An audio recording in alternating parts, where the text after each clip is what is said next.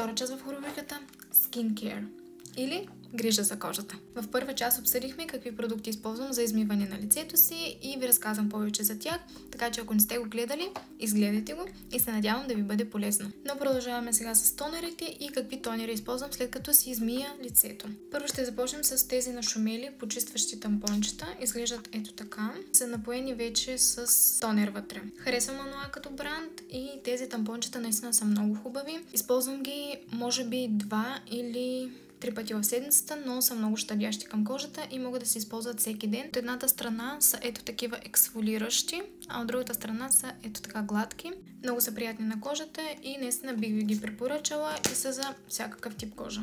Следващия тонер, с който продължаваме, е отново на бранда Хару Хару. Имам съвсем малко останало от него и съм го използвала може би 5-6 месеца. Ето толкова. Честно мое лично мнение, тонерът е много щадящ и е мисля, че за абсолютно всеки тип кожа може да го използва, но не видях особено голяма разлика от него като цяло, но и не вреди, ако искате да го пробвате. Дали се заслужава или не е вече избор на всеки, така че ако решите да си го купите, не мога да кажа, че е лош продукт. Сега преминаваме към тонер, който според мен не е хубав и не е за моят тип кожа. Това е отново от бранда Beauty of Joseon.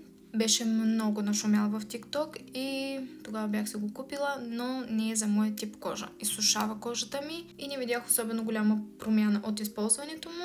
Между другото съм го използвала, бих казала, доста, но не бих се върнала към него и не бих го поръчала още един път, но ако вие имате различно мнение, може да ми напишете в коментарите, може би за вашата кожа би бил по-добър. Според мен този тонер е подходящ за хора, които имат по-суха кожа. Би бил добре за вас, защото ще хидратира кожата, но на моята смесена кожа прави точно обратното и изсушава я. От друга страна, ето този тонер на Round Lab, мисля, че така се казва.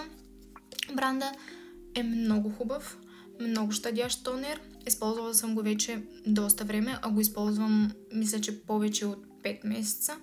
Но мога да ви го препоръчам, защото е много нежен и за смесена кожа е идеален. И последният тонер, който купих наскоро, е ето този пак от Ануа, но той е ексфолиращ. Ето толкова съм използвала от него, не особено много, но го използвам може би максимум 2 пъти в седмицата, защото да, ексфолиращ продукт е, но е нежен на кожата, но не бива да се прекалява и да се използва абсолютно всеки ден. Почиства кожата много добре и отстранява мъртвите клетки. И затова е ексфолиращ продукт, но е много нежен. Друг ексфолиращ продукт, който мога да ви препоръчам е ето този. Paula's Choice се казва и между другото това е може би 3-та опаковка, която използвам от него. Трябва